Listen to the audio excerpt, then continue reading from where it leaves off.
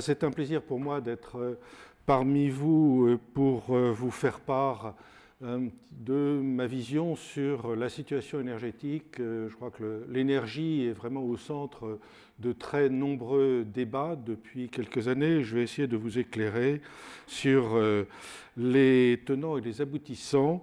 Et donc, comme vous le voyez, je ne suis pas forcément très optimiste dans la mesure où ce qui me semble caractériser le secteur énergétique actuellement, c'est la crise. Il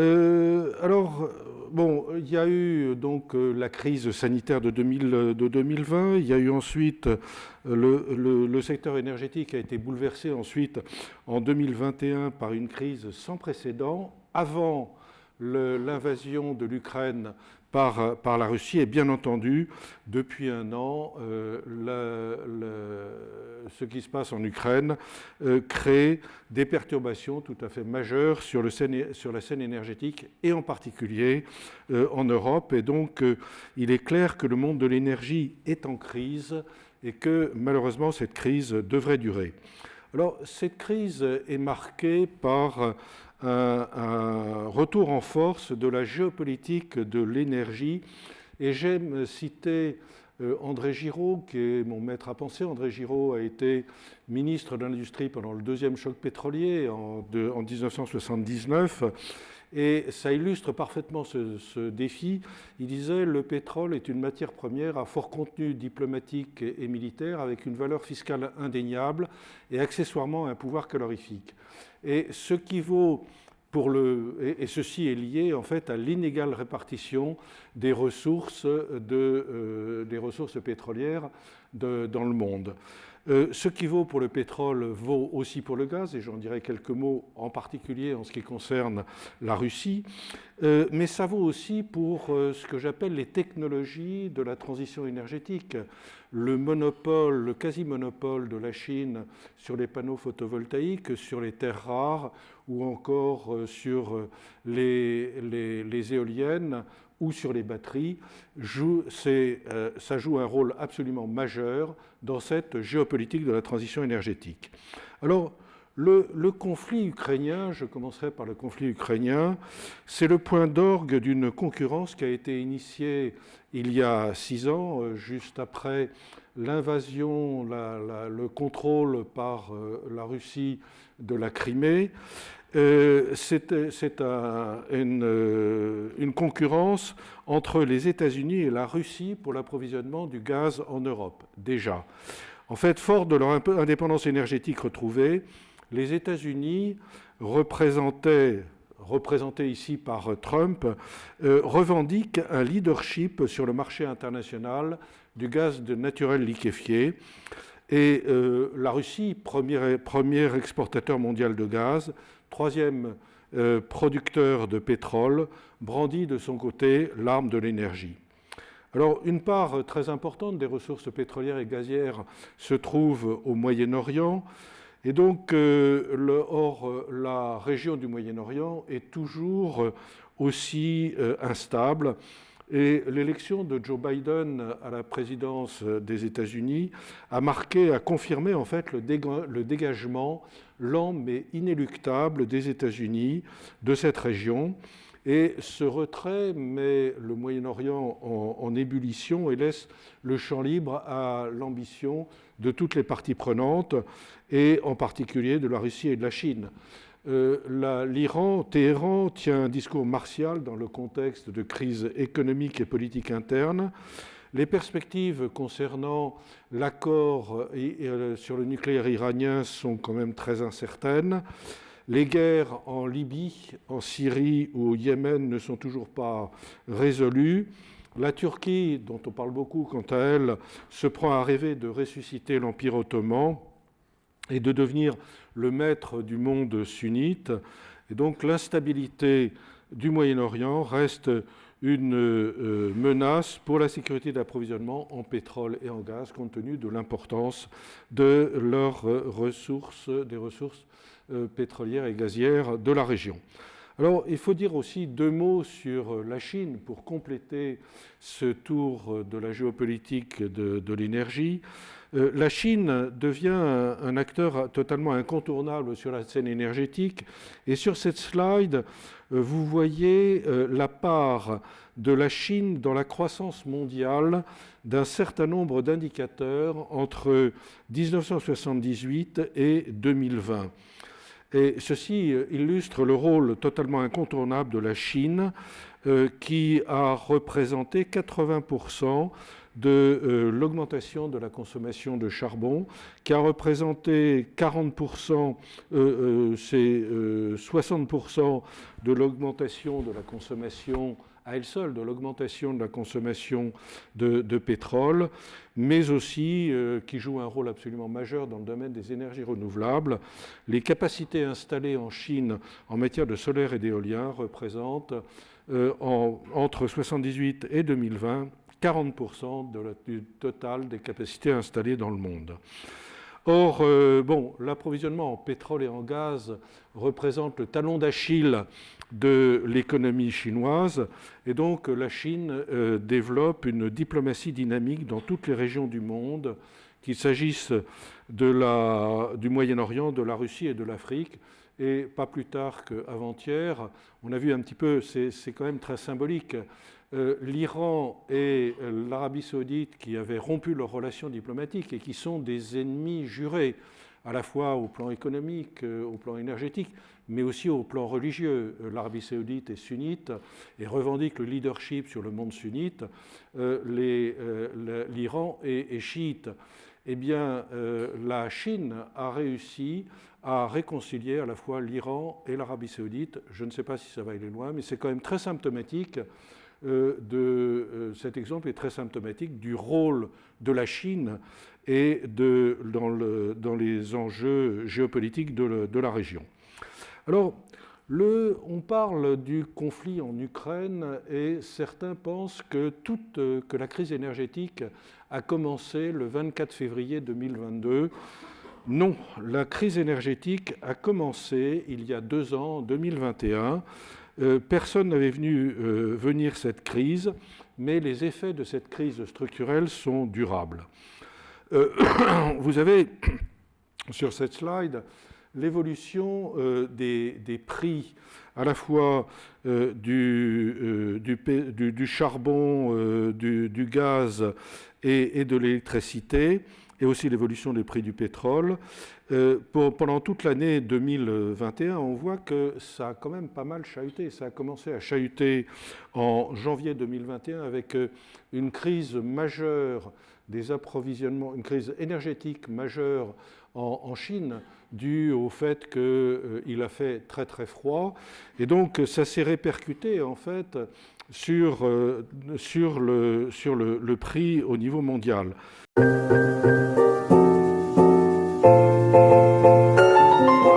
Cette crise est liée, en 2021, liée à un certain nombre de facteurs conjoncturels, à la fois la reprise économique mondiale post-Covid, reprise économique qui allait qu'à un cas, la croissance de la demande de la Chine, dont j'ai parlé avec cet impact majeur en janvier 2021, la croissance des prix du charbon et puis des prix du CO2 sur les marchés, et puis un certain nombre d'événements climatiques extrêmes, aussi bien des hivers froids et tardifs, mais aussi des faibles pluies dans d'autres pays, et enfin des incidents dans certaines installations gazières ou pétrolières.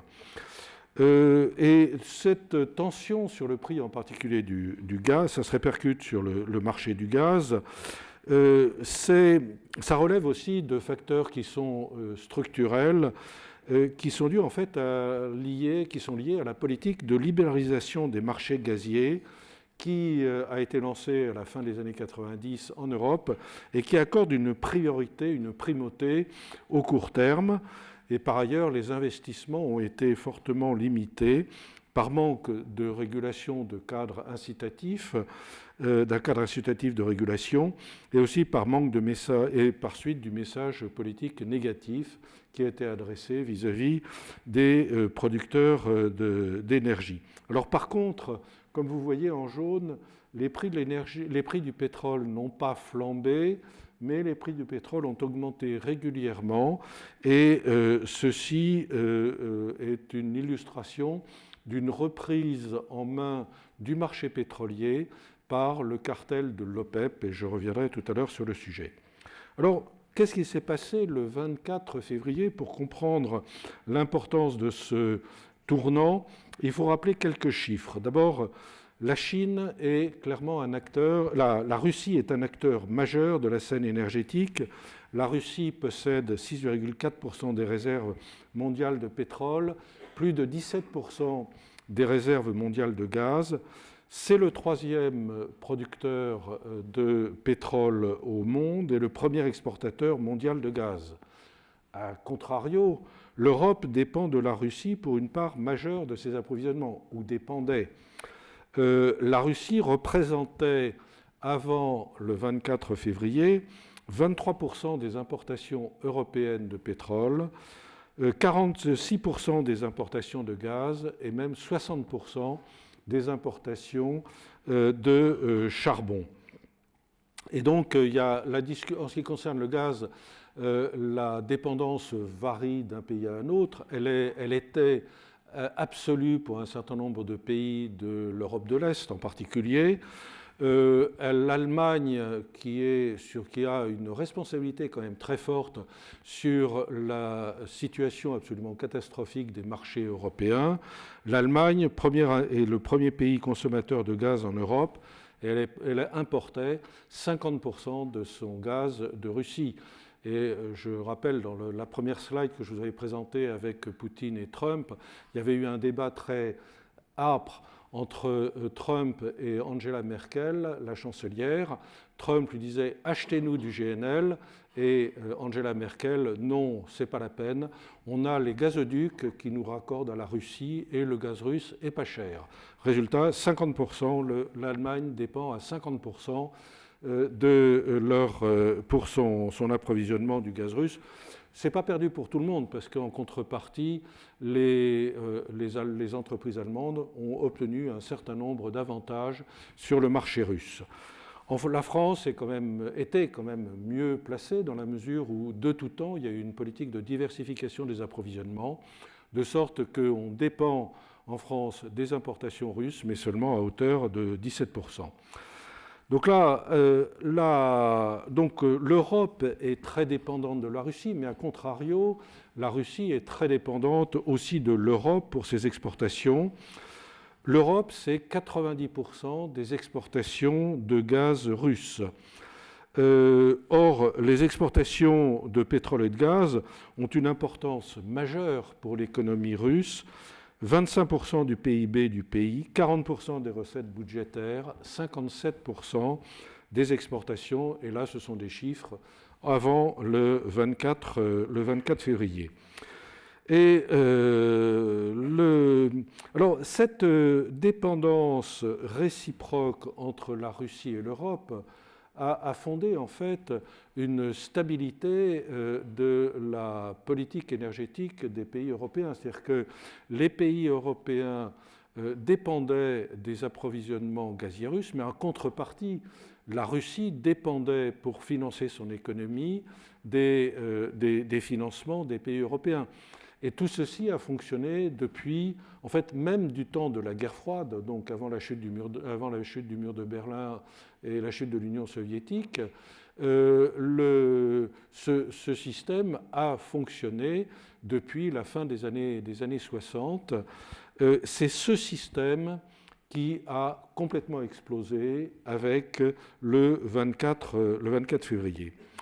Alors, l'impact de l'invasion a été immédiat sur la volatilité, mais aussi sur le niveau des prix, tant en Europe qu'en Asie. C'est vrai pour le prix du pétrole, c'est vrai pour le prix du gaz, mais aussi pour le prix de l'électricité. On pourra éventuellement débattre tout à l'heure pour voir pourquoi l'augmentation du prix du gaz se traduit par une augmentation du prix de l'électricité. Et c'est un enjeu majeur qui n'est pas forcément bien compris par l'opinion publique. Alors là, il est frappant de voir que la quasi-totalité des pays européens ont réagi à cette hausse des prix en essayant de gommer l'impact de cette hausse sur le prix à la consommation, ce qui va totalement à l'encontre d'un autre discours qu'on tient en disant, dans le contexte du changement climatique, dans le contexte de la lutte contre l'effet de serre, il est indispensable d'avoir des prix élevés pour... Bon, là, l'urgence fait qu'on a subventionné massivement la consommation d'énergie, le pétrole, avec le bouclier tarifaire gazier, le bouclier tarifaire électrique, mais aussi avec une baisse des taxes sur les carburants. Cette politique est clairement insoutenable économiquement. C'est de l'ordre de 60 milliards d'euros, je pense, qui a été dépensé en 2022 rien qu'en France. Alors, par contre, je voulais souligner sur ce graphique la petite courbe bleue qui est en bas, qui est le prix du Henry Hub. Le Henry Hub, c'est un hub aux États-Unis où sont échangés le gaz. Et vous voyez que, alors que le prix du gaz l'électricité ont évolué, le prix du gaz a évolué quand même très fortement. Là, le prix Henry Hub est resté à un niveau absolument flat, de sorte qu'aujourd'hui, le gaz, les consommateurs américains, je pense en particulier aux industriels américains, payent le gaz 5 fois moins cher que nos entreprises européennes. Et donc ça, c'est un effet tout à fait structurel qui nous amène à anticiper éventuellement quelques problèmes pour le devenir de nos énergies, de nos entreprises, de nos industries énergie intensives. Et c'est un sujet qui inquiète beaucoup les Allemands.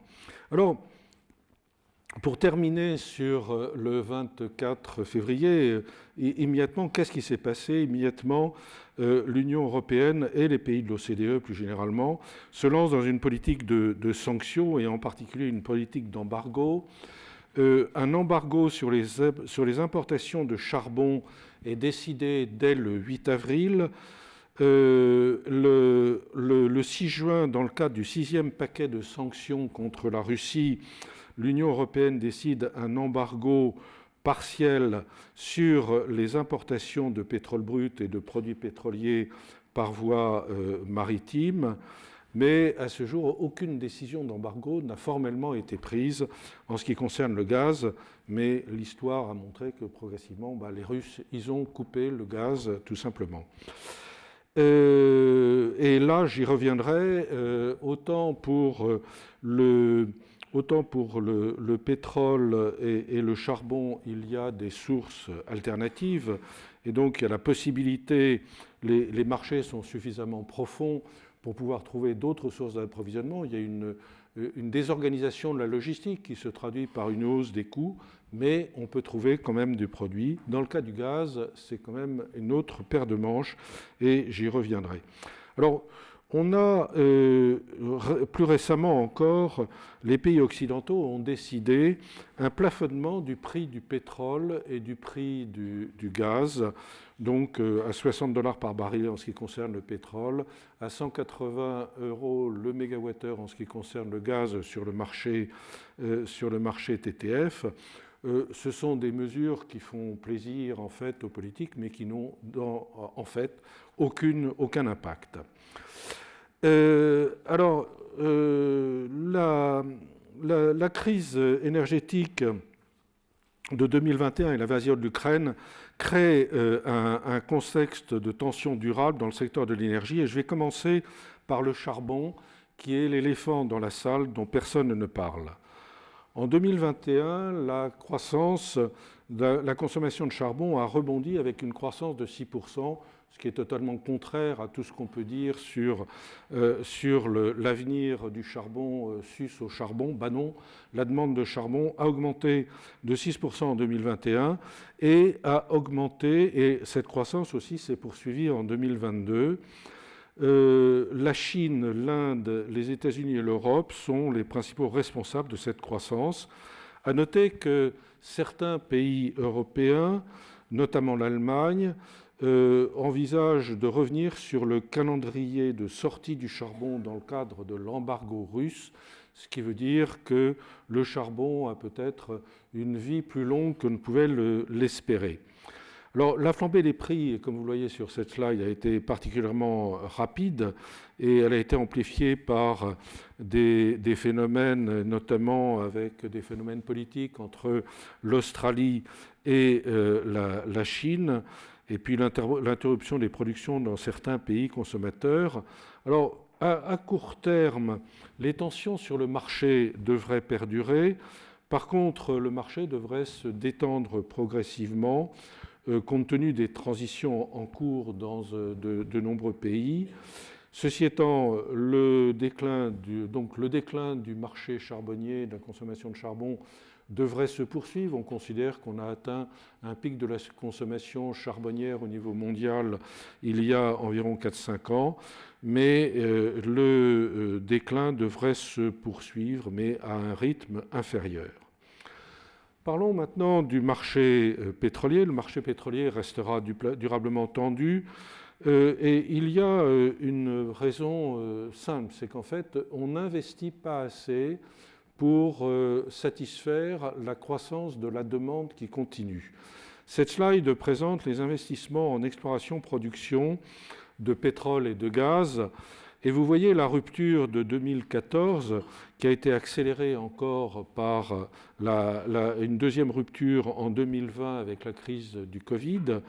Et donc ces niveaux d'investissement, il faut se poser la question de savoir s'ils sont suffisants pour satisfaire en fait une demande qui, elle, continue toujours à croître à un rythme au niveau mondial de l'ordre de 2% par an.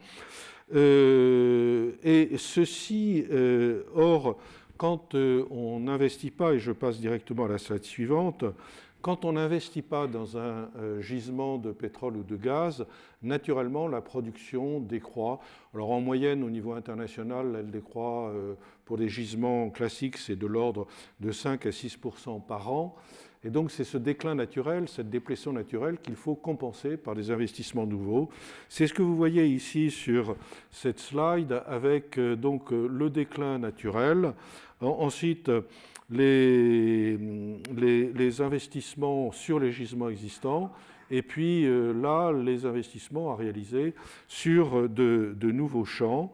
Et puis, pour satisfaire une demande qui, malheureusement, continue toujours à croître suite à la demande, en particulier des pays hors OCDE, dont la population augmente et dont le niveau de vie augmente, on est dans une situation où, comme vous le voyez sur cette slide, à échéance de 2030, la production des nouveaux champs qui sont à développer représente de l'ordre de 20 à 30 millions de barils jour.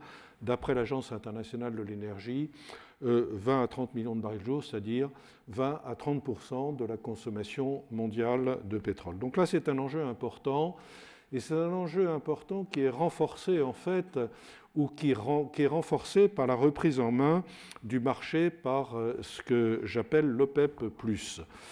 Alors l'OPEP+, vous connaissez tous l'OPEP, donc c'est le cartel des pays producteurs qui a été créé dans les années 60, qui a été à l'origine du premier choc pétrolier en 1973, qui contrôlait le marché parce que c'est eux qui détenaient les capacités marginales qui permettaient justement de satisfaire l'équilibre entre l'offre et la demande. L'OPEP, après les chocs pétroliers, a perdu le contrôle du marché, mais l'OPEP+, est en train de reprendre ce contrôle.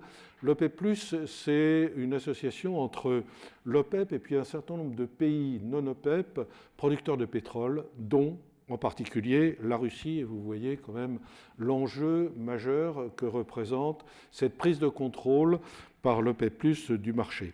Donc il y a eu en avril 2020, juste au début de la crise du Covid, une décision majeure qui a été prise par l'OPEP+, de réduire leur quota de production de 9,7 millions de barils jour, soit de l'ordre de 10% de la consommation. Décision quand même tout à fait majeure qui s'est traduite par une remontée progressive des prix du pétrole. Alors après, l'OPEP+, qui effectivement maintenant contrôle bien le marché, a décidé des augmentations limitées de production au cours de l'année 2021 et 2022.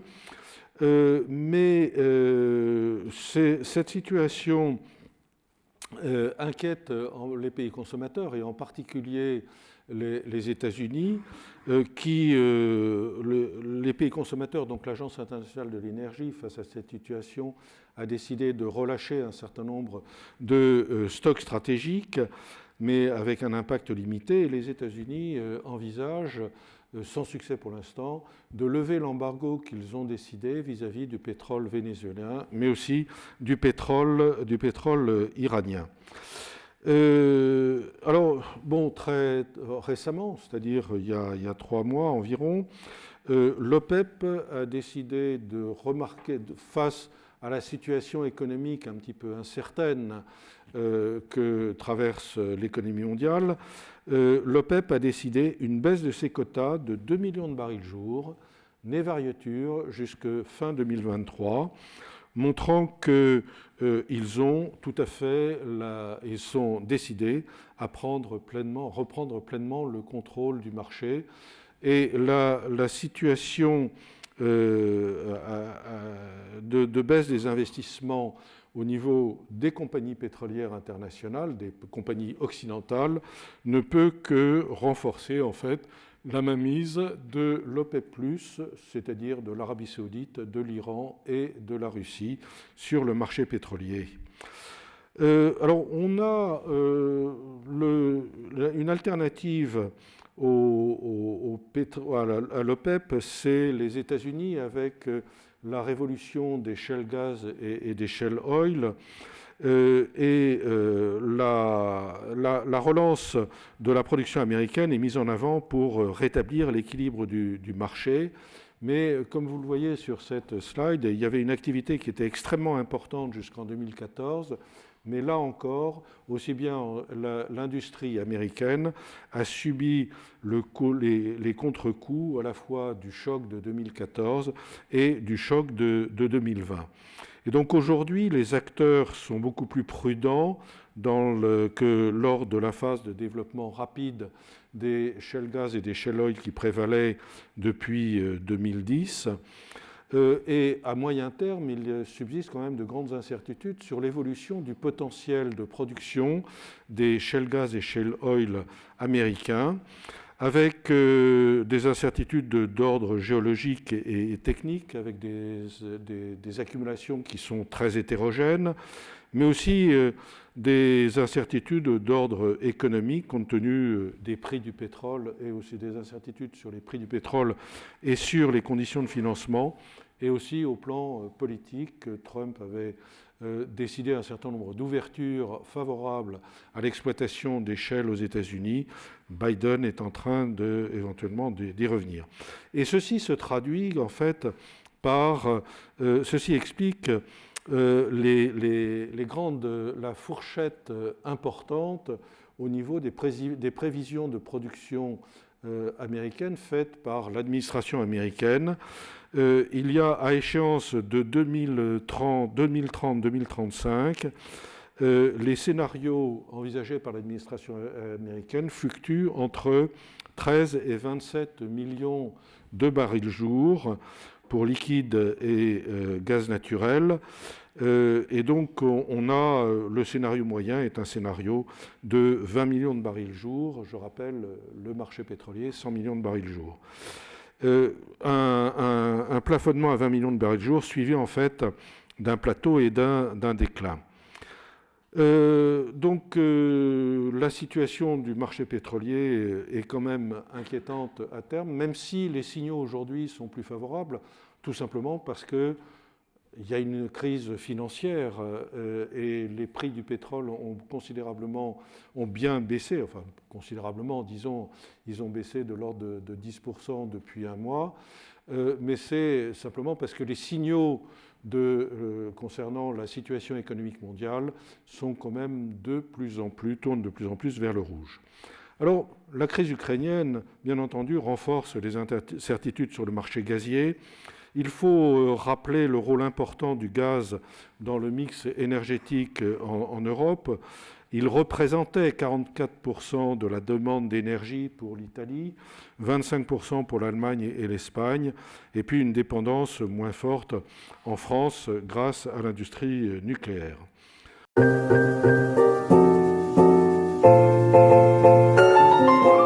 L'Europe, face à la menace de rupture de livraison de gaz russe, l'Europe n'a pas beaucoup de solutions de remplacement face à cette situation. Les perspectives, la production interne est en décroissance, de l'Union européenne est en décroissance quand même inéluctable. Les approvisionnements en provenance par gazoduc, en provenance notamment de Norvège ou encore d'Algérie ou de Libye, sont plafonnés et on n'envisage pas d'augmentation significative. Donc le seul salut vient des importations de gaz naturel liquéfié. Or, grâce au shale gaz, les Américains disposent d'une position absolument majeure pour exporter ce gaz sous forme de gaz naturel liquéfié. Et donc, mais pour bénéficier quand même de ce gaz naturel liquéfié, il faut renforcer les capacités d'accueil de GNL, des unités de regazéification de GNL sur le continent européen. Et comme je disais tout à l'heure, un des grands enjeux du débat entre Trump et Merkel, c'est de savoir si, après 20 ans d'études, l'Allemagne mettait en œuvre la construction d'un terminal de réception de GNL à Ludwigshafen. Merkel l'avait refusé sèchement et depuis la crise, les Allemands se sont engagés dans la construction de 5 terminaux de GNL. Alors, le remplissage des stocks gaziers était, vous savez que la demande gazière est très saisonnière, on consomme beaucoup plus de gaz en hiver qu'en été, et donc tous les gaziers veillent à constituer des stocks en septembre de façon à pouvoir passer l'hiver. On était extrêmement inquiet sur le remplissage des stocks. Des stocks pour 2022-2023. Alors, l'Agence internationale de l'énergie avait présenté un scénario dont vous voyez ici les principales pistes sur la réduction des approvisionnements russes de 30%. Donc, il y a d'abord l'efficacité énergétique, certains parlent de la sobriété. Il y a les importations de GNL, une certaine croissance de la production intérieure à laquelle je ne crois pas, qu'on n'a pas pu constater. Mais la disponibilité, compte tenu de la demande de gaz naturel liquéfié d'un certain nombre de pays, dont notamment la Chine, le passage de l'hiver a nécessité une forte croissance des approvisionnements en provenance des États-Unis. Alors, grâce à ces efforts, alors où est-ce qu'on en est fin 2022 ? Donc, je rappelle des dépendances vis-à-vis du gaz russe de 40% de l'Europe. Grâce à ces efforts qui ont été menés, grâce aussi à la clémence du climat, l'Europe a réussi à passer l'hiver. On est à peu près sorti de l'hiver maintenant, c'est une bonne nouvelle. Mais l'Europe a réussi à réduire sa dépendance vis-à-vis des approvisionnements russes par gazoduc de 40% à 10% en fin d'année, ce qui est quand même tout à fait considérable et qui nous semblait être difficilement atteignable. mais ceci s'est traduit par une hausse des prix du gaz, avec des prix qui restent très supérieurs aux prix en 2020 et qui sont, comme je disais, 5 fois supérieurs au prix du gaz américain. Il n'empêche que si on a passé l'hiver 2022-2023, les gaziers et les gouvernements européens sont inquiets sur la façon dont on réussira à passer l'hiver prochain. Parce que les sources de GNL, on a ramassé toutes les sources de GNL, et en particulier même du GNL qui était destiné à des pays comme le Pakistan, comme des pays en Afrique, et qui, bien entendu, avec la flambée des prix, n'avaient plus la possibilité de se payer ces approvisionnements. Alors certes, quelles sont les perspectives en matière de GNL? Alors certes, il y a des projets importants qui sont lancés, notamment au Qatar ou notamment aux États-Unis. Et donc, en 2025-2026, des capacités supplémentaires significatives devraient être disponibles. Par contre, d'ici 2025-2026, les fournitures supplémentaires de GNL, la mise sur le marché supplémentaire, seront quand même très limitées. Et comme vous le voyez sur ce graphique, en fait, même après 2025-2026, il va falloir quand même poursuivre les efforts, poursuivre les investissements. Alors, certains parlent du biométhane comme étant la solution. Alors, le biométhane n'est pas la solution, mais c'est une partie de la solution. Et ça, c'est un point quand même qui est positif, c'est qu'on constate que la production de biométhane connaît en Europe un regain d'intérêt dans le contexte actuel de prix élevés du gaz et des préoccupations de sécurité d'approvisionnement. Et depuis 2015, le nombre d'unités en Europe a doublé, ainsi que la production qui a atteint 3 milliards de mètres cubes. Mais les 3 milliards de mètres cubes, il faut les rapporter aux 140 milliards de mètres cubes qu'on importait de Russie. Alors le biométhane est un enjeu important dans le plan de la Commission européenne, REPowerEU, avec un objectif qui est ambitieux mais peut-être réaliste de 35 milliards de mètres cubes de gaz de biométhane en 2030, avec des investissements quand même qui sont considérables, de l'ordre de 80 milliards d'euros sur cette période. Et on peut quand même s'interroger sur alors, il y a un point quand même qui est très important, c'est que on devra obligatoirement réfléchir sur le fonctionnement du marché du gaz. Les dispositions qui ont été mises en œuvre il y a une vingtaine d'années à peu près pour déréguler le marché gazier ne fonctionnent pas, et donc il est indispensable de revenir. Ça, c'est un travail de longue haleine. Alors, je passerai rapidement sur le prix du gaz pour passer sur l'électricité. Et là, la réforme du marché électrique est un enjeu absolument déterminant. Alors, comme on a vu, le marché électrique européen a été fortement impacté par la flambée des prix du charbon, du gaz, mais aussi par la flambée des prix du CO2 sur le marché de l'ETS. Et puis, le problème de disponibilité du nucléaire en France a aussi eu un impact significatif dans la mesure et a contribué à la tension sur les marchés. Et depuis quelques mois, la France est importatrice nette alors ça a changé juste il y a quelques semaines, importatrice nette d'électricité, ce qui n'était jamais arrivé depuis 30 ans. Et cette tension sur les marchés électriques qu'on a constatée à l'occasion de la crise ukrainienne devrait se renforcer dans les années à venir, dans la mesure où, comme vous le voyez sur ce graphique, il y a des déclassements importants d'unités de production d'électricité dispatchables, contrôlables, on dit dispatchables, c'est-à-dire des unités au charbon ou au gaz ou des unités nucléaires qui peuvent fonctionner à la demande. Et il y a un nombre considérable de ces unités qui vont être fermées, qui ont été fermés déjà ou qui vont continuer à être fermés, alors que la part des renouvelables, enfin, il y a une baisse structurelle de la flexibilité parce que c'est ces centrales qui apportent l'inertie au réseau. Donc il y a une baisse structurelle de la flexibilité qui est due en particulier à l'augmentation de la part des renouvelables, parce que les renouvelables n'offrent pas cette inertie à l'ensemble du réseau. Et parce que le renouvelable n'est pas dispatchable, c'est-à-dire qu'on ne peut pas, on ne produit de l'électricité que quand il y a du soleil ou quand il y a du vent, et comme l'électricité se stocke pas bien, on voit voilà les problèmes qui se posent.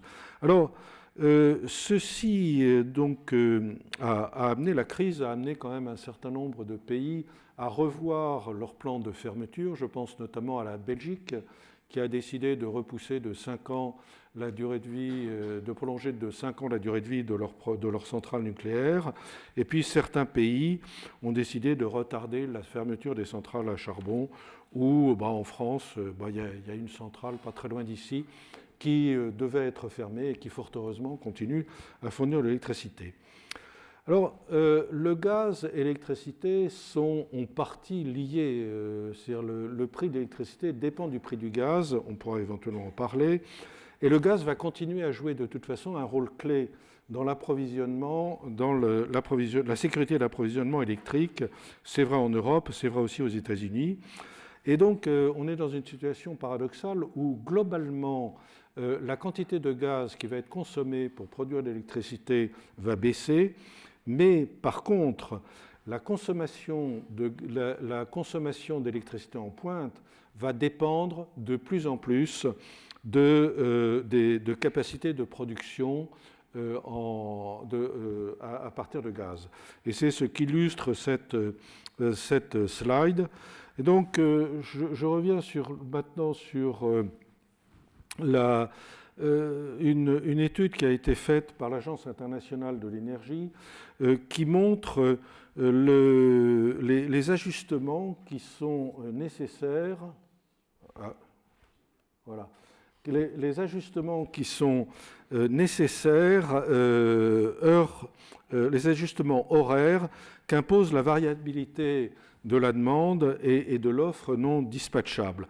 Et c'est fait pour l'Union européenne jusqu'en 2040, pour les États-Unis, la Chine et l'Inde.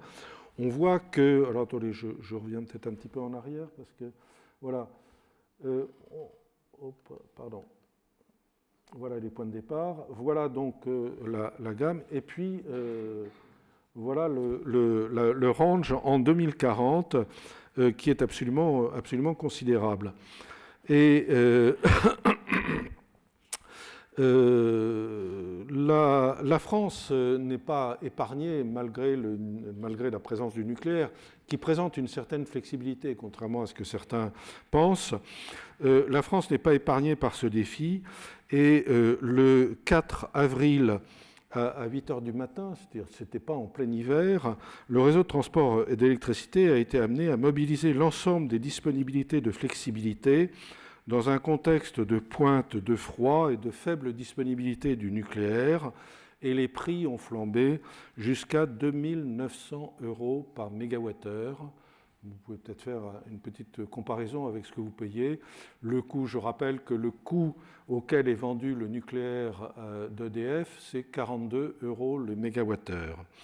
Alors à la fin de l'année dernière aussi, le gouvernement a sensibilisé la population sur le risque de blackout, et c'est lié en fait à ce phénomène que j'écris de perte de flexibilité du réseau électrique. Fort heureusement, il n'y a pas eu de blackout. C'est grâce à la clémence du climat, de façon importante. C'est grâce aussi aux efforts d'économie d'énergie qui ont été faits, mais aussi à la baisse de la consommation industrielle. Et ça, pour moi, ce n'est pas une bonne nouvelle, parce que cette baisse risque d'être, peut-être une partie de cette baisse risque d'être définitive, et donc ça se traduira par des pertes d'emplois et des pertes de valeur ajoutée. Alors je passerai rapidement sur les solutions de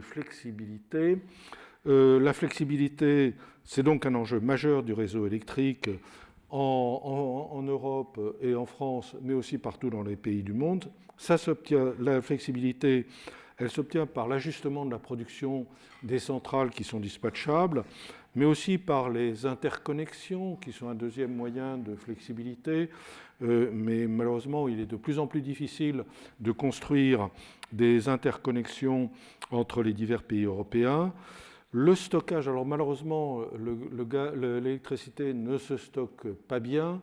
Les stockages les seules technologies de stockage qui existent, ce sont ce qu'on appelle les stockages hydrauliques, c'est les STEP. On travaille sur des technologies de stockage de batteries, redox, enfin mais tout ceci est encore à l'état de développement et est extrêmement cher. Par contre, ce qui joue un rôle très important, c'est l'effacement. L'effacement de la demande d'électricité, c'est par exemple l'effacement permis par les chauffe-eau électriques. Ceci étant, ça fait un effacement que de quelques heures, mais on ne va pas aller chauffer ces chauffe-eau électriques en été pour les utiliser en hiver. Non. Par contre, il y a aussi les possibilités d'effacement industriels, mais encore faut-il qu'il y ait des industriels consommateurs d'énergie, consommateurs d'électricité, qui soient présents pour qu'on puisse avoir justement une capacité d'effacement.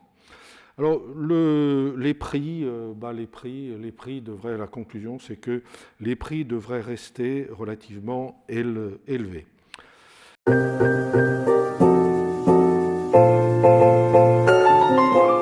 Alors, un mot pour conclure, quelques mots sur la transition énergétique. Est-ce que la crise énergétique va accélérer la transition énergétique ou au contraire la ralentir ? D'abord, je rappellerai la complexification croissante du paysage énergétique. Alors, dans les années 2000, le développement du gaz et la libéralisation des marchés étaient au centre des débats. Ensuite, la sécurité des approvisionnements pétroliers et gaziers et le développement des énergies nouvelles, des énergies renouvelables ont émergé. L'accord de Paris de 2015 a mis le défi climatique au centre des débats et aujourd'hui, le paysage est encore plus complexifié par les engagements d'émissions nulles à terme et par les conséquences de la crise énergétique et géopolitique sur la sécurité d'approvisionnement. Alors, les COP sont des réunions annuelles, c'est les grands-messes du changement climatique. Malheureusement, depuis ces dernières années, il ne se passe pas grand-chose au niveau des COP.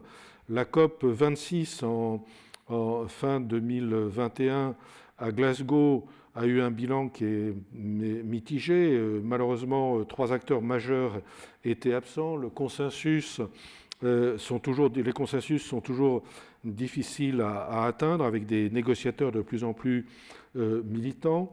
Un point qui est à souligner, c'est que la société civile a émergé de plus en plus dans la négociation, mais in fine, la COP de Glasgow n'a débouché que sur un texte affaibli avec une ambition floue, à une exception, c'est la mise en évidence de la problématique des émissions de méthane, et donc là, il y a des suites qui ont été données.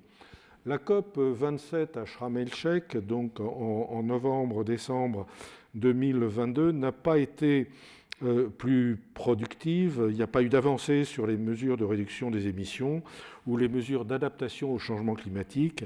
Par contre, il a été décidé, c'est un point important, la création d'un fonds mondial de 100 milliards de dollars pour aider les pays pauvres dans leur transition énergétique. Alors, je ferai un focus sur 2-3 points importants liés à l'évolution des technologies dans le cadre de la transition énergétique. On parle beaucoup de véhicules électriques. Le véhicule électrique a été quand même le grand gagnant de la reprise du marché automobile en 2021. On a eu en 2021 des ventes records de véhicules électriques qui ont doublé par rapport à 2020, qui ont atteint au niveau mondial 6 millions de véhicules, soit 7,5% des ventes de voitures particulières dans le monde. Et en Europe, la part des véhicules électriques dans le vendu a représenté même 18% des ventes. Alors ça, on peut s'en réjouir. Par contre, en même temps, le nombre de SUV, les SUV, c'est les gros 4x4 qui polluent les villes, les ventes de SUV, comme vous le voyez sur ce graphique, continuent à progresser dans les principaux marchés. Et cette croissance depuis 10 ans va clairement à l'encontre des efforts de réduction des émissions. Et ces trends, à la fois sur le véhicule électrique et sur les SUV, se sont poursuivis en 2022. Bonne nouvelle en ce qui concerne le véhicule électrique, moins bonne nouvelle en ce qui concerne les SUV. Un petit focus sur un sujet qui monte année après année en importance, c'est l'éolien offshore. Et 2021 a été marqué par une croissance remarquable des projets d'éolien offshore. Ainsi, le parc installé, d'après Bloomberg, devrait atteindre en 2030 30 gigawatts, ce qui est quand même tout à fait considérable, c'est l'équivalent de 30 centrales nucléaires. Et dans le contexte de l'éolien offshore flottant fait l'objet d'un intérêt tout à fait particulier dans la mesure où le productible est plus important, puisque il y a quand même plus de vent au large qu'en bord de côte. Et puis aussi, ça pose moins de problèmes d'acceptabilité sociale. Et donc, c'est une technologie qui devrait continuer à croître. Alors, on ne peut pas parler quand même de transition énergétique sans dire un mot sur l'hydrogène. Je serai très bref parce qu'on va pouvoir en parler lors de la séance de questions-réponses.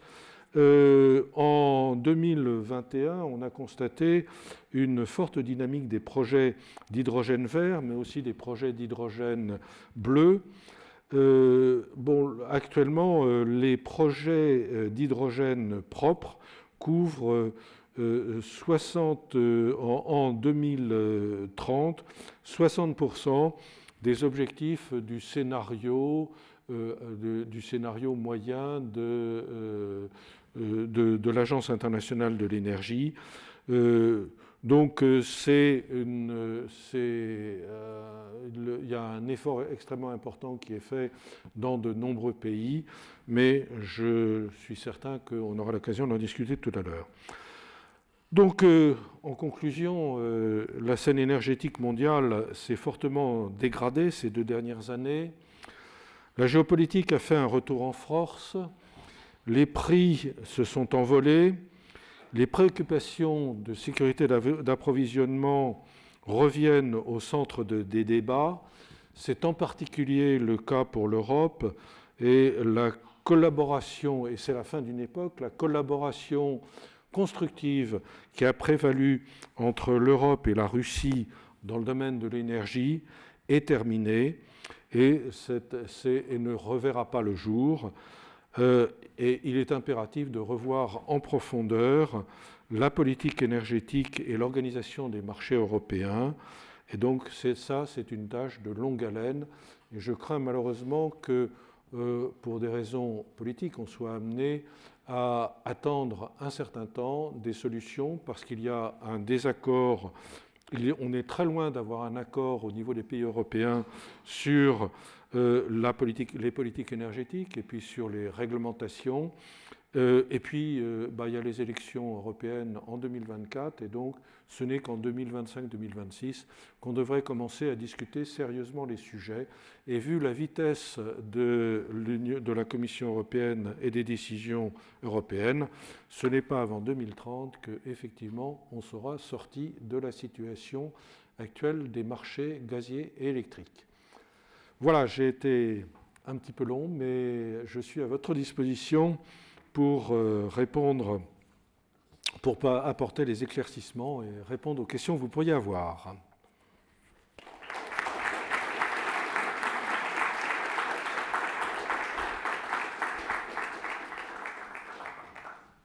Alors, merci beaucoup pour votre intervention. On va pouvoir prendre tout de suite quelques questions.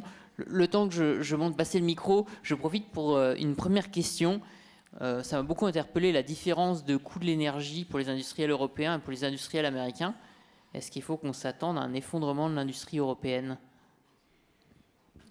J'espère non, mais il est clair comme... classiquement, en temps normal, c'est-à-dire avant 2021, donc en 2019-2020, le prix du gaz, alors ça concerne essentiellement le prix du gaz, mais ça a un impact aussi sur le prix de l'électricité. Le prix du gaz aux États-Unis sur le hub, le Henry Hub, était environ la moitié du prix du gaz sur les hubs français, le TTF qui est localisé aux Pays-Bas.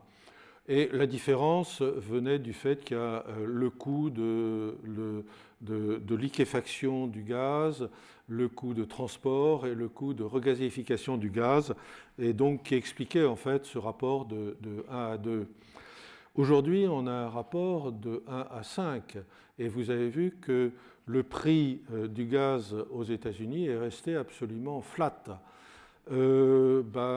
Pour des secteurs industriels entiers qui sont importants au niveau européen, ces secteurs qui consomment du gaz, je pense les engrais. Est-ce qu'on va pouvoir continuer à produire des engrais en Europe ? Je pense à la chimie, à la pétrochimie au sens large. Je pense à l'industrie du verre. Il est significatif. Tout le monde connaît Duralex, hein, les verres. Au mois d'octobre, la société a décidé d'arrêter, compte tenu de la flambée des prix du gaz, d'arrêter sa production. Je ne sais pas s'ils l'ont reprise, je ne sais pas s'ils vont la reprendre.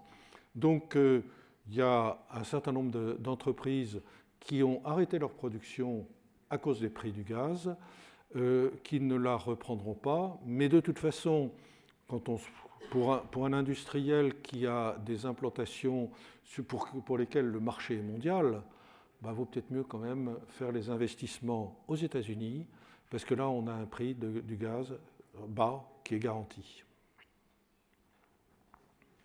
Alors, les Allemands ont bien compris ça, parce que les Allemands ont lancé un plan de 200 milliards d'euros pour soutenir leur industrie. Mais il faut bien voir que ce sont des sommes qui sont quand même tout à fait considérables. Oui. Oui, bonsoir. Juste pour savoir, qu'est-ce que vous pensez du clash aujourd'hui qu'il y a entre la France et l'Allemagne sur les questions énergétiques ? D'un côté, on a l'Allemagne qui a fait beaucoup d'aide aux entreprises, qui continue, qui n'a pas envie de se réengager dans le nucléaire. De l'autre côté, on a la France qui, elle, aide ses consommateurs, se réengage dans le nucléaire. Est-ce que vous pensez qu'il y a moyen de trouver un accord là-dessus, ou ça va continuer de faire un peu fouillis comme aujourd'hui avec la reine d'un côté, de l'autre côté l'Allemagne ? Comment vous voyez la chose se démêler ? Faut essayer d'être un petit peu optimiste. On a fêté, c'est le cinquantenaire de la réconciliation franco-allemande. Il y a eu une rencontre entre Scholz et Macron qui apparemment s'est bien passée. Mais les intérêts au plan énergétique sont radicalement opposés. Et l'Allemagne a une responsabilité absolument dramatique dans la situation actuelle sur les marchés gaziers. Sur les marchés électriques, et gaziers. L'Allemagne a présenté, c'était l'œuvre de la chancelière Angela Merkel, a présenté l'Energiewende comme l'alpha et l'oméga de toute politique énergétique. Et donc l'Allemagne, qui est très présente à Bruxelles, contrairement à la France, malheureusement, a réussi en fait à imposer ses vues. Alors, il faut voir quand même que la présidente de la Commission est une Allemande et que les Allemands ont quand même investi toutes les allées de la Commission à Bruxelles. Donc, l'Allemagne, les intérêts, effectivement, de la France et de l'Allemagne, les stratégies de la France et de l'Allemagne sont très largement opposés. Et bon, sur le nucléaire, il me paraît totalement exclu que les Allemands relancent le nucléaire. Alors certains disent oui, mais le nucléaire de 4e ou de 5e génération en 2070-2080, je veux bien, mais le problème c'est quand même d'avoir de l'électricité demain ou après-demain. Donc malheureusement, il y a des sources de divergence qui sont importantes et qui n'ont pas cessé d'augmenter entre la France et l'Allemagne. Et j'espère que la France réussira à s'associer à un certain nombre de pays de façon qui ont les mêmes préoccupations que nous pour essayer de résister au rouleau compresseur de l'Allemagne. Désolé de ne pas être plus optimiste. Bonjour, déjà merci beaucoup pour votre présentation. Je voulais vous demander, parce que vous en avez parlé plusieurs fois, vous avez dit qu'on pourrait en discuter, pour ce qui est du secteur électrique, pourquoi est-ce qu'il est calqué sur le prix du gaz en fait? Voilà, ça c'est un point quand même qui est extrêmement important. En fait, la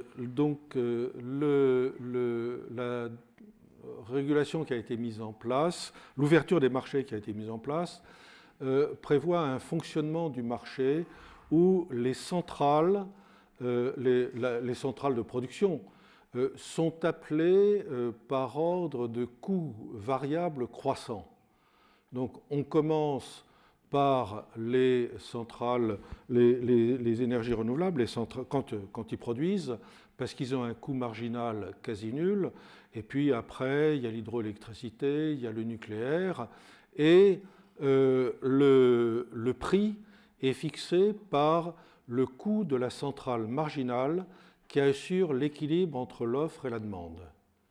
Et la centrale marginale, la centrale de pointe, ce que j'appelais centrale de pointe tout à l'heure, c'est une centrale à gaz.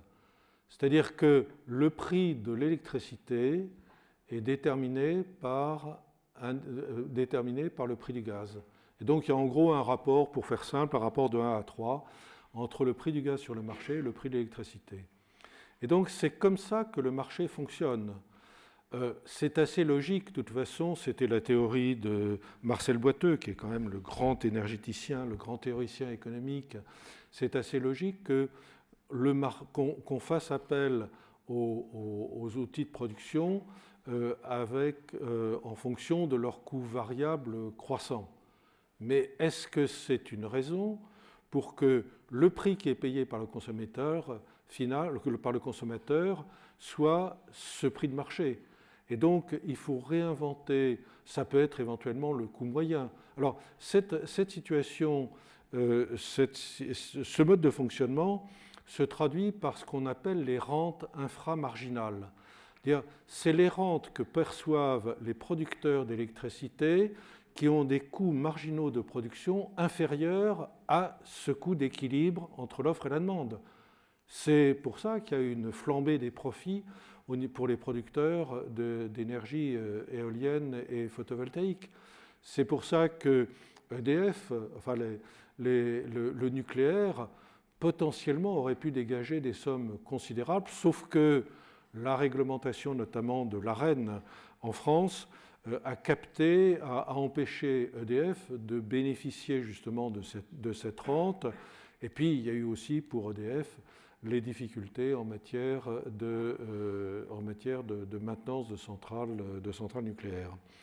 Donc c'est ce problème de fixation du prix de marché qui est un enjeu majeur. Alors le prix de marché tel que je vous l'ai décrit, et c'est comme ça que le marché fonctionne, ça donne une indication sur l'équilibre, le prix d'équilibre du marché au temps T, où éventuellement le marché est un petit peu plus profond. On a des marchés des futurs sur une semaine, sur un mois, mais ça ne donne aucune indication pour baser des décisions d'investissement. Ce n'est pas parce que le coût marginal aujourd'hui est de temps, et ce n'est pas parce que le coût marginal le 4 avril 2022 a été de 2 900 € le mégawattheure qu'on peut développer une stratégie d'investissement sur la base de ce chiffre. Et donc le marché ne donne aucun signal prix pour les investisseurs. Donc on ferme les unités, on ferme les unités dispatchables, mais par contre, il n'y a pas les moyens de financer des projets. Alors les Anglais qui sont pragmatiques, ils ont développé ce qu'on appelle les systèmes de contrats pour différence, CFD. Et c'est ce dont a bénéficié EDF pour le projet Hinkley Point. Et donc les Anglais qui ont oublié quand même le libéralisme de Thatcher, ils sont revenus quand même à du pragmatisme au jour le jour. En fait, ils ont mis en place un système qui pourrait être mis en place et systématisé au niveau européen de contrats pour différence, c'est-à-dire on fixe un prix. Si le prix payé est inférieur, est supérieur à ce moment-là, l'opérateur électrique paye le gouvernement, sinon c'est le gouvernement qui paye. Et donc ça permet d'avoir un signal prix.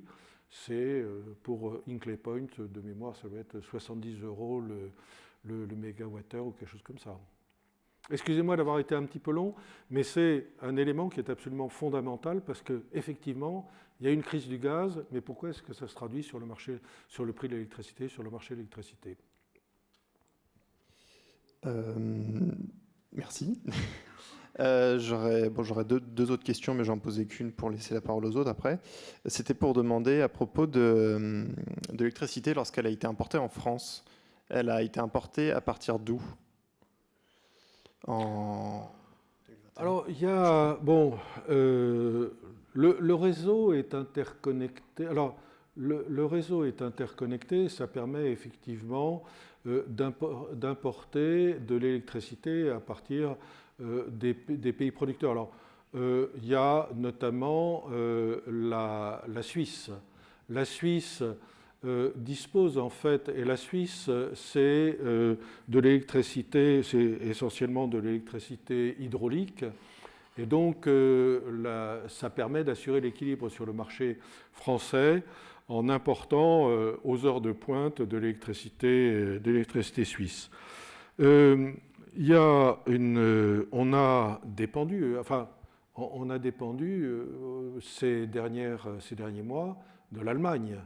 Et donc, on a importé de l'électricité ex-lignite d'Allemagne.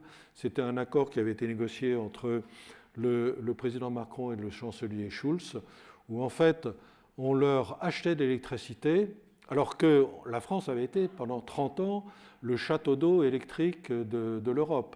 Donc, on leur achetait de l'électricité ex-charbon, et à contrario, on leur vendait de l'électricité, on leur vendait du gaz, parce qu'on a des terminaux méthaniers, et donc on a la possibilité d'augmenter les réceptions sur ces terminaux méthaniers, et ce gaz, on l'envoie en Allemagne. Et donc c'est comme ça que ça a fonctionné.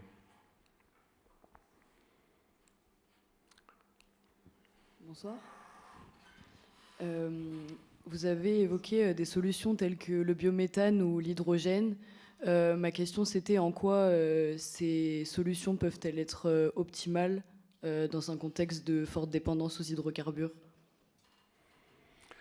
Alors bon, vaste question, je vais essayer d'être simple. Le biométhane, c'est quand même... Bon, le biométhane, c'est du gaz qui est produit par... méthanisation par, disons, des procédés biologiques à partir de déchets multiples et variés. Alors c'est des déchets agricoles, c'est des déchets forestiers, c'est éventuellement des bouts de stations d'épuration, etc. Certains, alors ça se heurte à des problèmes, quelquefois ça sent pas bon.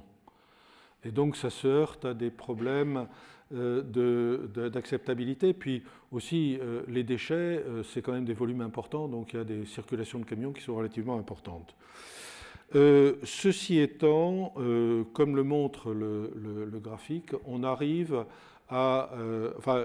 c'est une solution qui est en train de se développer très rapidement en Europe et y compris en France, On estime qu'en 2035 peut-être, la capacité de biométhane pourra être de production, la production de biométhane pourra représenter peut-être de l'ordre de 10% de la consommation de méthane. C'est pas beaucoup, mais c'est quand même déjà beaucoup. Se pose un problème de ressources, en fait, les ressources en matière de déchets alimentaires, de déchets agricoles et autres, mais ça paraît raisonnable.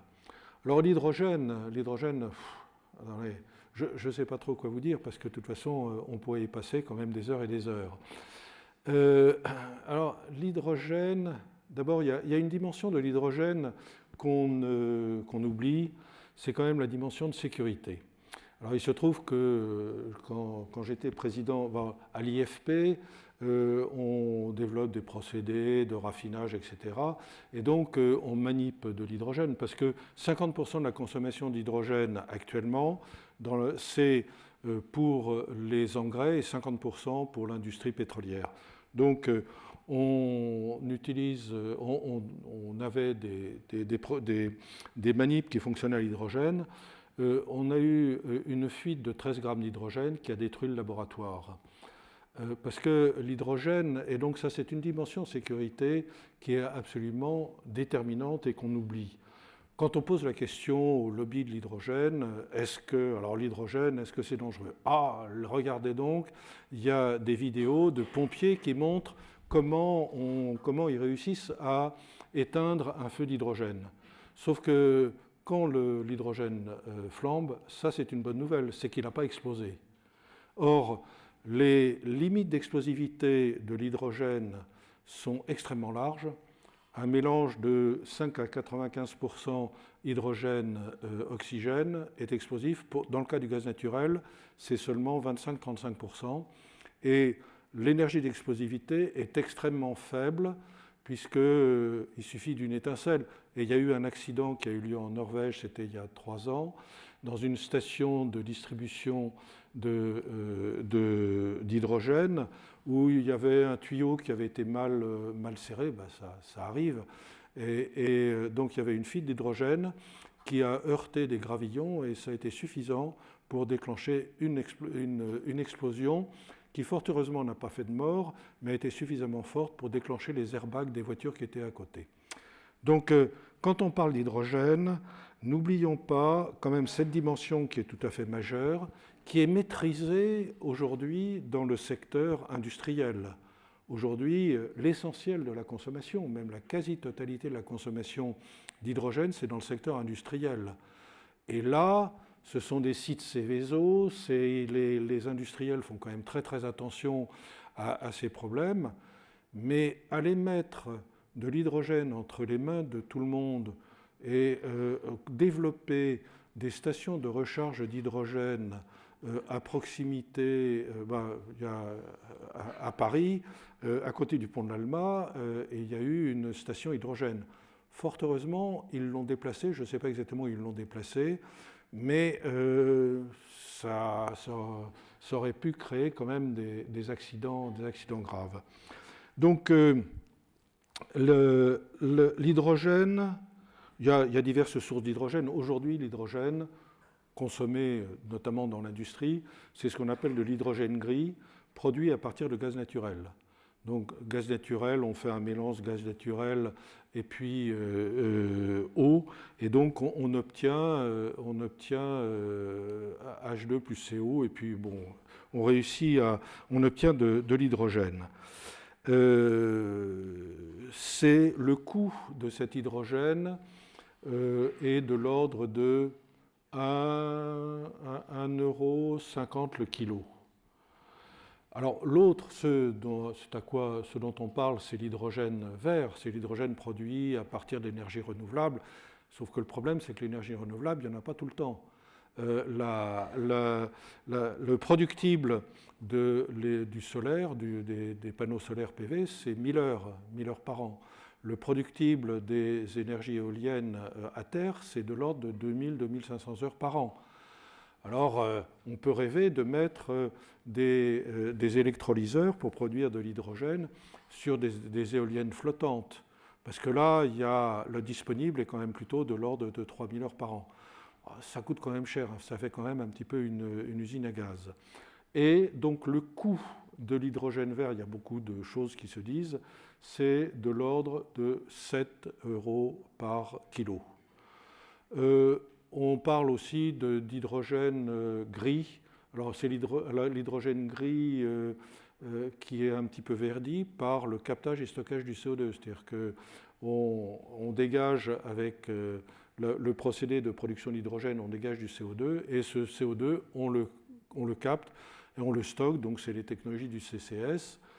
Ça représente le coût est de l'ordre de, au lieu de 1,5 $ ou euros par kilo, on arrive à 2 € par kilo, ou 2,5.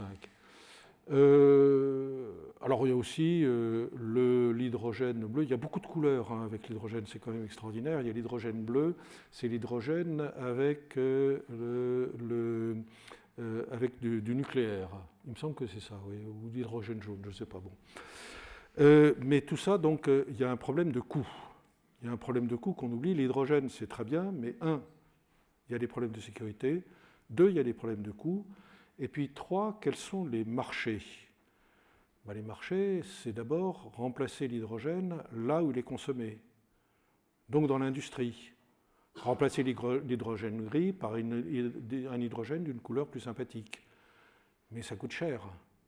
Et donc, il faut peut-être voir quel est le montant d'aide, de subvention, à la fois en CAPEX et en OPEX, pour satisfaire la demande. Alors, l'autre cible aussi qu'on peut envisager, je vous renvoie sur ce sujet de l'hydrogène, je peux être très long, mais je vais m'arrêter rapidement, à un groupe de travail de la Commission de régulation de l'énergie, la CRE, c'est le comité de prospective, qui a fait un rapport sur l'hydrogène qui est sorti il y a 1 an. Je présidais ce groupe de travail. Et donc, tout ce que je vous dis, ça sort de ce groupe. Donc, premier problème de sécurité, problème de prix. Sur les débouchés, oui, il y a ce débouché. On remplace l'hydrogène qui est consommé. Et il y a une dernière cible auquel on peut penser, c'est en fait le transport lourd de marchandises, parce qu'il n'y a pas, pour le véhicule particulier, d'abord le véhicule particulier, il va un petit peu n'importe où, y compris dans des garages, donc ça pose le problème de sécurité auquel je faisais allusion. Mais surtout, dans le cas de l'électricité, dans le cas de la voiture particulière, il y a l'alternative véhicule électrique, électricité, batterie. Ce qui n'existe pas, cette alternative n'est pas possible facilement en ce qui concerne le transport lourd, parce qu'il ne faut pas avoir 1 tonne de batterie pour transporter 1 tonne de marchandises. Donc là, l'hydrogène peut avoir du sens, mais là encore, problème de coût, parce que les marges des transporteurs routiers sont quand même très faibles. Et on a parlé de l'utilisation de l'hydrogène pour les trains. C'est bien, mais il ne faut pas qu'il y ait de tunnel. Parce que s'il y a un tunnel et que le train s'arrête au milieu du tunnel, là, ça peut quand même commencer à poser de très, très sérieux problèmes de sécurité. Et là, la SNCF prend ça tout à fait au sérieux. Et puis aussi, quand même, ça double le prix du billet. Donc, il faut y réfléchir à 2 fois, ou il faut subventionner massivement, mais c'est vrai que quand on aime, on ne compte pas.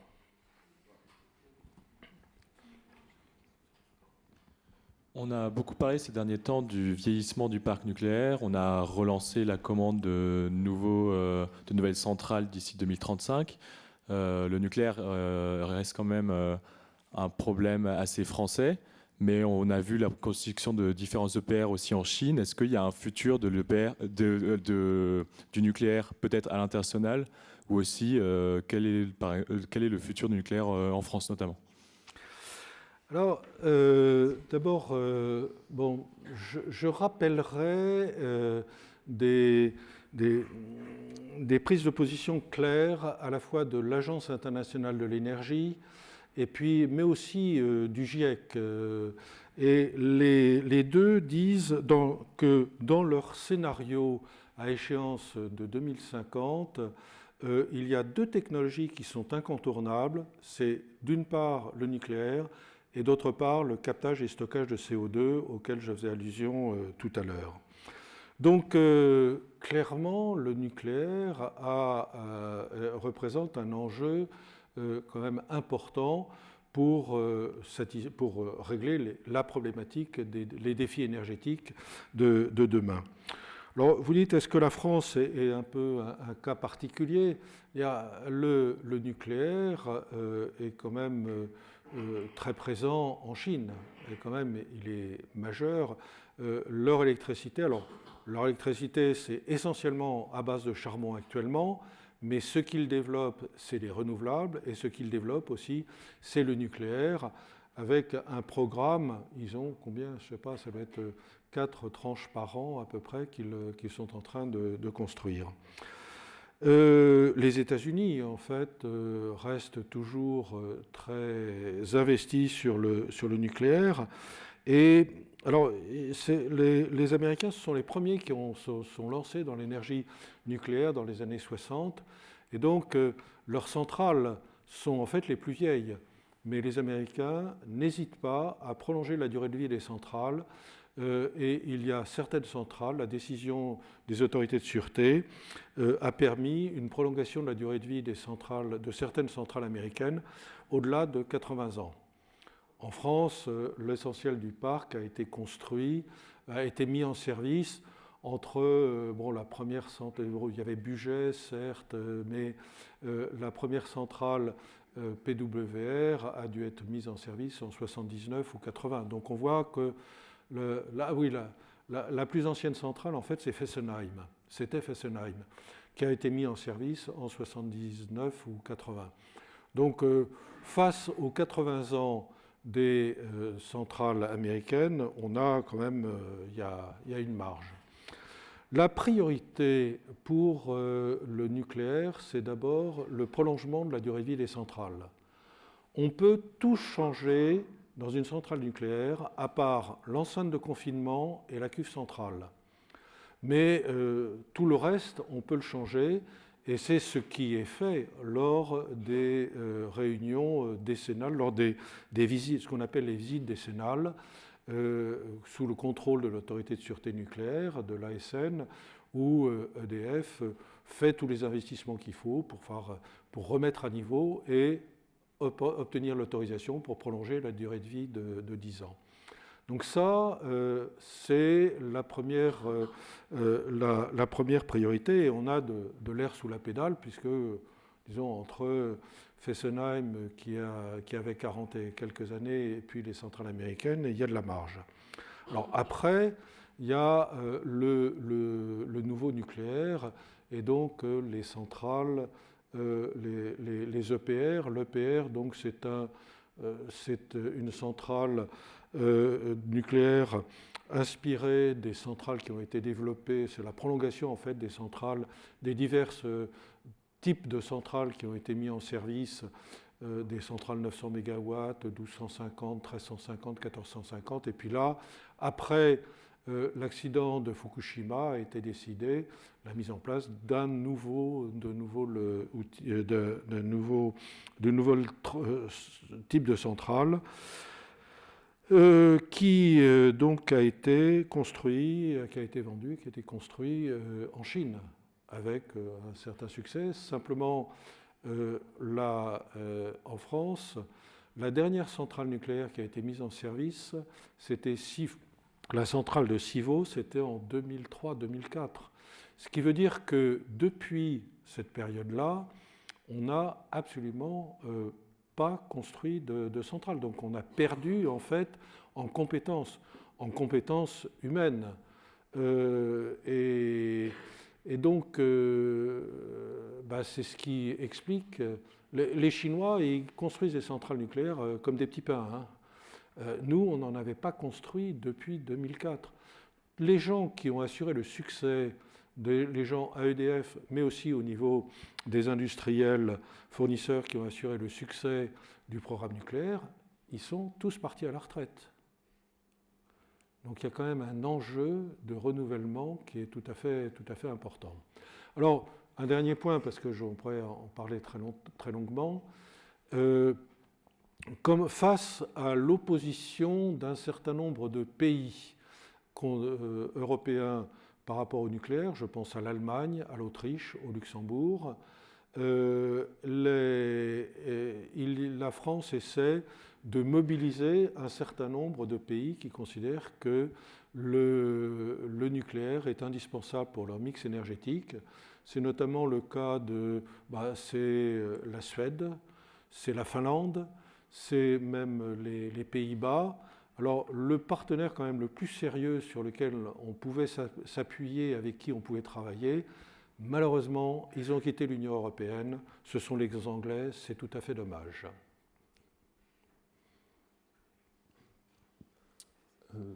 Bonjour.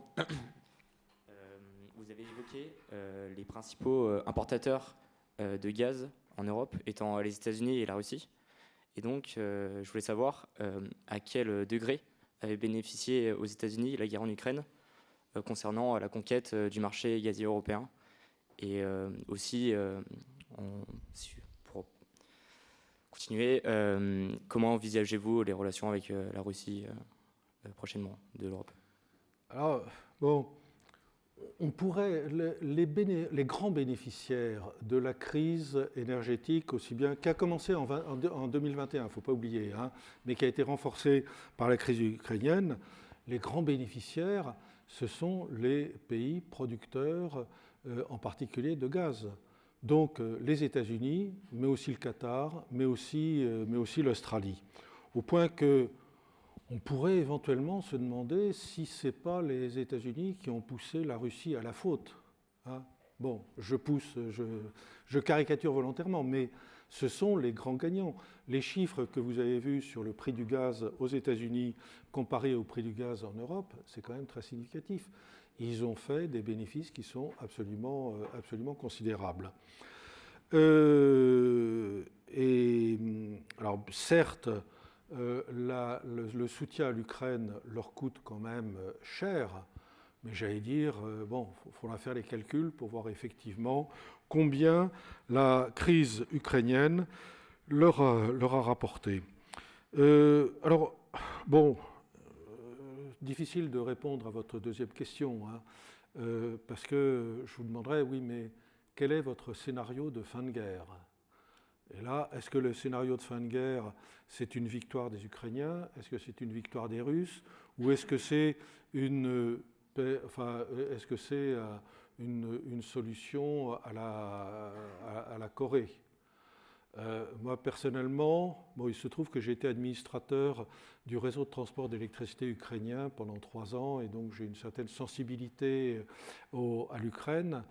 Je ne pense pas, j'espère que la Russie ne va pas gagner, mais combien d'experts le 24 février pariaient sur la résistance des Ukrainiens?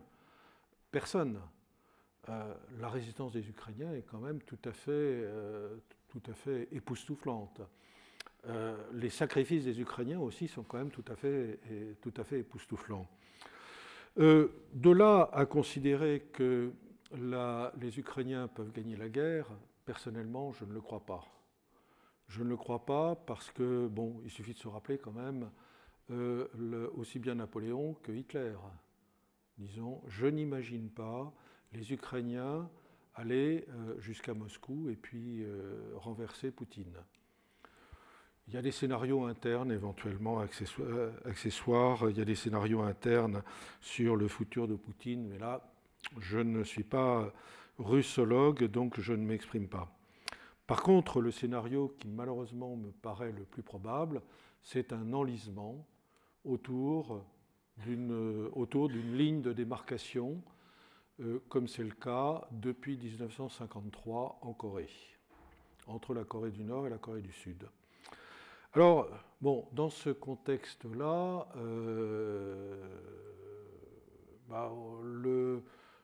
la dépendance réciproque et bénéfique entre la Russie et l'Europe que je vous décrivais, en particulier en ce qui concerne le gaz, elle me semble définitivement terminée. Et donc, l'Europe devra durablement choisir d'autres sources d'approvisionnement. Et aussi, la Russie, elle devra faire une croix sur les exportations de gaz, de pétrole et de charbon vers l'Europe, plus éventuellement aussi autre chose.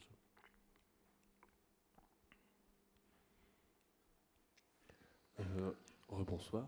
Je voulais savoir quel était, parce qu'on a beaucoup discuté de la question énergétique et de tout ça vient en fait dans l'idée de maintenir notre approvisionnement énergétique global. Mais qu'est-ce que vous pensez de la possibilité ou de la contrainte de décroissance ou de potentielle régression dans notre consommation énergétique due à des facteurs physiques de vivre dans un monde fini et qu'une croissance infinie n'est pas possible? Qu'est-ce que vous pensez de ces assertions? Est-ce que vous pensez que l'homme a encore de grands centenaires devant lui? Ou est-ce qu'on risque de bientôt rentrer en décroissance pour des raisons physiques? Alors, le thème de la décroissance, c'est un thème qui fait florès en Europe. Mais aller discuter avec les Américains sur la décroissance, alors là, vous serez considéré comme un ovni. Aller discuter de ce thème-là en Chine, en Inde, ou dans les pays en développement qui ne rêvent que d'une chose, qui ont une population qui augmente, et qui ne rêvent que d'une chose, c'est d'avoir une augmentation du niveau de vie, leur niveau de vie, et donc de leur consommation d'énergie, j'allais dire, là, vous êtes aussi considéré comme un ovni. Alors, c'est toute l'ambiguïté du terme de sobriété. Terme de sobriété qui est considéré par certains comme un pas de plus de l'efficacité énergétique. Mais il y en a d'autres, et je ne citerai pas de nom, qui considèrent que c'est l'alpha et l'oméga et que donc c'est une approche malthusienne. Mais cette approche malthusienne, ça fait quand même, Malthus, c'était au XVIIIe ou XIXe siècle. Mais c'est cette approche malthusienne qui revient. Personnellement, faut se rappeler aussi que globalement, la consommation d'énergie dans les pays de l'OCDE a tendance à stagner, voire baisser. Par contre, la consommation d'énergie dans les pays non OCDE, là où la population augmente et là où il y a une soif de bien-être, c'est là où la consommation augmente. Donc voilà, alors moi je suis par rapport à ces débats sur la sobriété, sur la décroissance. Alors par contre, il y a un point, je pense qu'on ne peut pas assurer la transition énergétique sans croissance économique, parce qu'il faut des moyens.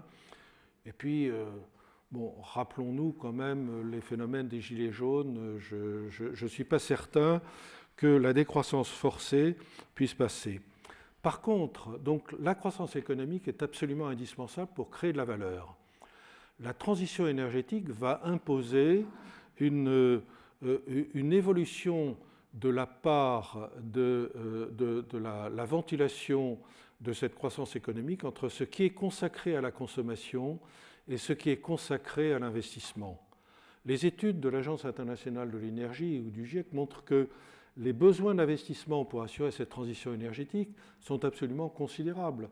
C'est 2 fois, 3 fois plus au niveau mondial que ce qui est dépensé aujourd'hui. Ça nécessite quand même d'avoir un minimum de croissance pour que ça soit acceptable. Mais par contre, il faut que l'on accepte de consacrer dans le PIB plus pour les investissements et moins pour la consommation. On va prendre une dernière question. Oui, bonsoir. Vous n'avez pas parlé de la géothermie et j'aimerais bien avoir votre avis sur cette énergie et si vous pensez qu'elle a un rôle à jouer dans la transition énergétique. Alors d'abord, bon, les défis sont tels qu'il faut faire flèche de tout bois. Personnellement, j'ai un petit faible pour la géothermie parce qu'il se trouve qu'en 1979, quand je suis revenu au ministère de l'Industrie, je me suis occupé précisément de la géothermie. Et à l'époque, donc c'était l'époque du second choc pétrolier, donc les prix ont totalement flambé. Et donc se sont développés un certain nombre de projets de géothermie, en particulier dans le bassin parisien, où on faisait des forages, ces géothermies moyenne température, on faisait des forages à 1500 mètres dans un horizon géologique qui s'appelle le Dogger. Je crois qu'il y a quelques géologues ici dans la salle. Et donc, on faisait un doublet et on récupérait de l'eau à une température en plein centre du bassin parisien, ça peut atteindre de l'ordre de 60 ou 70 degrés. Ici, à Nancy, malheureusement, le Dogger est beaucoup remonté, donc la température est plus basse. Et donc, il y a une dizaine d'opérations qui ont été lancées comme ça. Puis, il y a eu le contre-choc pétrolier. Pas de bol, les prix se sont effondrés, donc plus aucun intérêt pour ce genre d'opération. Alors, aujourd'hui, on peut penser à relancer des opérations de géothermie moyenne température, mais ce qui suppose d'avoir des horizons géologiques qui sont satisfaisants, ce qui suppose d'avoir aussi en surface des installations de consommation, il faut un réseau de chaleur, enfin bon, voilà, c'est un petit peu lourd. Mais ça peut se développer avec les prix du gaz actuellement, c'est sûr que ça devrait se développer. Il y a une solution de géothermie à laquelle je ne crois absolument pas, qui s'est développée pas très loin de chez vous, c'est en Alsace. C'est la géothermie géothermie haute température pour produire de l'électricité. Et là, on va vers des horizons beaucoup plus profonds et on va vers aussi dans des zones plus particulières. Et l'Alsace est favorable parce qu'il y a un gradient de géothermie qui est important. Et on va produire non pas de la chaleur pour le chauffage de locaux, mais on va produire de l'électricité. Il y a eu, je crois, 300 millions d'euros qui ont été dépensés sur ce projet. C'est un fiasco qui a été arrêté, en particulier parce que pour améliorer la productivité des puits, on avait utilisé, c'est l'horreur, du fracking. Et donc, comme ça avait été fait en dépit du bon sens, ça s'est traduit par des problèmes au niveau de la surface. Alors par contre, il y a une géothermie différente. C'est la géothermie de minime importance. Ça s'appelle les puits canadiens. En quoi ça consiste ? On fait un petit forage, alors soit on met des tuyaux dans son jardin, on récupère l'eau et avec une pompe à chaleur, on produit de la chaleur. On produit de la chaleur en hiver, on produit du froid en été. Et ça, alors ça peut se sophistiquer. Il y a notamment le siège social, le centre de recherche de la compagnie Schlumberger à côté de Paris, à Clamart, qui développe ça. C'est aussi la maison de la radio, me semble-t-il, à Paris, où ça se développe, où on fait des forages. Alors, la profondeur, c'est pas plus de 100 ou 200 mètres. On fait circuler de l'eau et avec cette eau et avec une pompe à chaleur, on produit de l'électricité, on produit de la chaleur ou du froid et avec des rendements qui sont absolument considérables. Et ça, c'est une technologie qui en fait est utilisée dans un certain nombre de pays, au Canada, d'où le nom de puits canadien, mais aussi dans les pays du Nord ou en Suisse. Et si on avait le même type de déploiement de ce type de technologie de géothermie de minime importance en France qu'en Suisse, l'enjeu est de l'ordre de 2 gigawatts par an. C'est absolument considérable. Alors, récemment, le gouvernement vient de faire une déclaration sur ce sujet et de prendre éventuellement quelques mesures. Mais l'enjeu principal pour développer cette géothermie de minime importance, C'est d'abord d'expliquer que ça existe, que ça a des bénéfices, et puis aussi d'avoir une structure industrielle qui soit capable à la fois de réaliser les forages de façon satisfaisante, de faire l'étude de conception générale, donc des bureaux d'études, d'avoir des fournisseurs, des plombiers, des fournisseurs. Et là, donc, c'est toute une structuration de l'offre qui doit être engagée. Mais ce problème de structuration de l'offre, ce n'est pas seulement en géothermie de minime importance qui se pose, c'est plus généralement pour tout ce qui concerne la rénovation des bâtiments, qui est un enjeu absolument majeur, mais sur lequel on dépense sans compter de façon totalement inefficace, à cause de cette absence d'offres crédibles et efficaces. Voilà. Eh bien, je vous propose qu'on poursuive les échanges avec notre conférencier dans un cadre plus informel, le cadre du cocktail, qui vous est servi en A0304. Et puis, avant qu'on termine, je tenais une nouvelle fois à remercier Olivier Appert d'avoir pris le temps de venir nous voir et de partager avec nous toutes ces choses. Merci beaucoup. Oui.